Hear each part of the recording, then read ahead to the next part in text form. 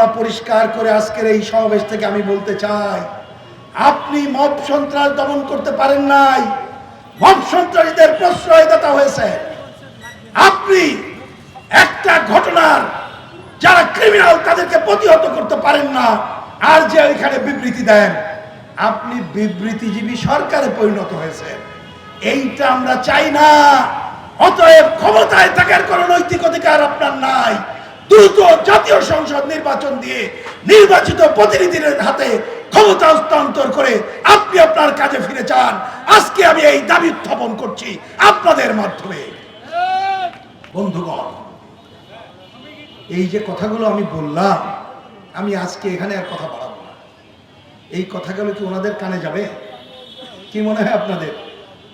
আমাদের ওই খুব ছোটবেলায় এই বক্তৃতা এখন আমি করি না, কিন্তু আজকে কি কারণে জানি না মনে হলো বলে এই কথাটা বলে শেষ করি। এটা খুব ছোটবেলায় ছাত্র আন্দোলন যখন করতাম তারা বলতো, তখনই এইসব গল্প টল্প বলা হতো। এখন ভালো লাগে না, তবুও বলি। এই যে একটু আগে যে কথাগুলো বললাম, এটা কিন্তু প্রতিদিন বলতেছি।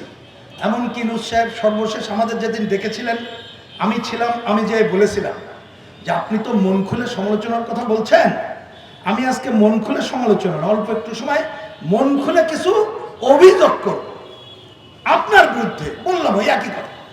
উনি বললেন অভিযোগগুলো আমি মনে গেঁথে নিলাম। তুমি গেঁথে নিয়ে বোধহয় এক কান্দে শুনে আর এক কান্দে সরাই দিছে। আমার মর্যাদা নিয়ে জীবনযাপন করার অধিকার, কিন্তু বিগত দিনের সরকার সব অধিকার তো 12টা বাজাইছিল, ভোটের অধিকার নষ্ট করে দিয়েছে। সেই জন্য তো আমরা একটা গণ অভ্যুত্থান করলাম। আর বৈষম্য তো আকাশচুম্বী। এই আপনাদের এই অঞ্চলের অনেক মানুষকে আমি চিনি, কারণ নাম বলতে চাই না। এই অঞ্চলে টাকা পয়সা কামাই করে আর নিয়ে ঢাকা শহরে বাড়ি করে আর বিদেশে যেয়ে বাড়ি করে। কি ভুল বললাম নাকি ভাই? তা চিনি না এদের।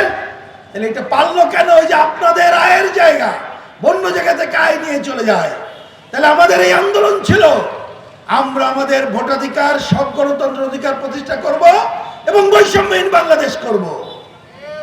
কিন্তু আজ এক বছরের 1 মাসের মাথায় এসে আমাকে খুব ক্ষোভের সাথে বলতে হচ্ছে, ডক্টর ইউনূস সরকার, অন্তর্বর্তীকালীন সরকার, তিনি যে ক্ষমতায় আছেন, মানুষের মর্যাদা কি রক্ষা করছেন? রক্ষা তো করছেন না। এমনকি কবরেও শান্তি নাই। কবর থেকে লাশ তুলে পুড়িয়ে ফেলে আর ইউনূস সাহেব বিবৃতি দেন, নিন্দা করেন। আমি তাকে তীব্র ঘৃণা জানাই। এটা বাংলাদেশে কেউ কখনো কল্পনা করতে পেরেছেন? আমরা তো জানতাম, ছোটবেলায় শিখেছি, রিকশায় যাচ্ছি, একটা লাশ যাচ্ছে, কার লাশ চিন্তা করতাম না। রিকশা থেকে নামে কিছুক্ষণ দাঁড়িয়ে থাকতাম লাশের প্রতি সম্মান জানানোর জন্য। আর বলে না ও মারা গেছে, ওরা সব মাফ করে দিলাম। তাহলে হচ্ছে কি? ইউনূস সাহেব দেশটাকে মবের রাজত্ব বানিয়ে ফেলেছেন। দেশটাকে ওই লুটেরাদের কয়জনের মাজায় দড়ি পড়েছে ভাই বলেন তো? বিদেশে পাচারকৃত টাকা কয়জনকে নিয়ে আসা হয়েছে? আনা হয় নাই। বরঞ্চ নতুন সন্ত্রাসী, নতুন বদমাশদের আবির্ভাবেই বাংলাদেশ রয়েছে। এই জন্য তো আমরা জীবন দেই নাই। আজকে তাই পরিষ্কার করে ইউনূস সাহেবকে বলি, আগের 54 বছরে যারা ক্ষমতায় ছিল, কারা কারা ক্ষমতায় ছিল মনে আছে ভাই? অনেকে বোধহয় জানেন না। এখন এই যে ধর্ম নিয়ে রাজনীতি করে, তারা বলে তারা নাকি বিরাট কিছু কোনোদিন ক্ষমতায় যায়নি। এইটা একটা ডাহা মিথ্যা কথা। মুক্তিযুদ্ধের সময় পাকিস্তানি সরকার ক্ষমতায় ছিল না, ওই সরকারের মন্ত্রী ছিল কিন্তু জামাত ইসলাম। এর আগে বিএনপি আমলে মন্ত্রী ছিল জামাত ইসলাম। তখন ওই যে আমাদের আদমজি পাটকল বন্ধ করা হয়েছিল, 10 ট্রাক অস্ত্র আমদানি করা হয়েছিল। তাহলে ক্ষমতায় তো আমরা জামাতকে দেখছি, আওয়ামী লীগকে দেখছি, বিএনপিকে দেখেন নাই? দেখছি। জামাত এই জাতীয় পার্টিকে দেখেন নাই? দেখছি। তাহলে এই 54 বছরে যারা ক্ষমতায় ছিল তারা কি মুক্তি আনতে পেরেছে? পারে নাই। তারা ফেল করেছে। আর এই 1 বছর অন্তর্বর্তীকালীন সরকার 33 মার্ক পেয়েও পাস করে নাই। ধরেন এইখানে একটা বিস্কিট খেলা স্কুলে দেখেছেন না আপনারা? স্কুলে বিস্কিট দৌড় হয়। তা একটা বিস্কিট, এইখানে একটা দড়িতে বিস্কিট সাজাই দেওয়া হলো। তা একজন একটা 6 ফিট মানুষ আর 3 ফিট 4 ফিট মানুষ, তা কে বিস্কিট খাইতে পারবে ভাই? 3 ফিট 4 ফিট পারবে? পারবে না, 6 ফিট খাবে। তাহলে বাংলাদেশটা হয়েছে ওই 6 ফিটের রাজত্ব, 4 ফিট 3 ফিটের রাজত্ব নাই। তাহলে 4 ফিট 3 ফিট তো এমনি বড় হবে না, তাদের পাশে এসে তাদেরকে বড় করতে হবে, অথবা কোলে তোলে উপরে নিয়ে বড় করতে হবে, তাহলে 6 ফিটের সাথে প্রতিযোগিতা করতে পারবে। আজকে বাংলাদেশে এই 6 ফিটের সাথে প্রতিযোগিতা করতে গেলে আমাদেরও 6 ফিটে রূপান্তরিত হয়ে আসতে হবে।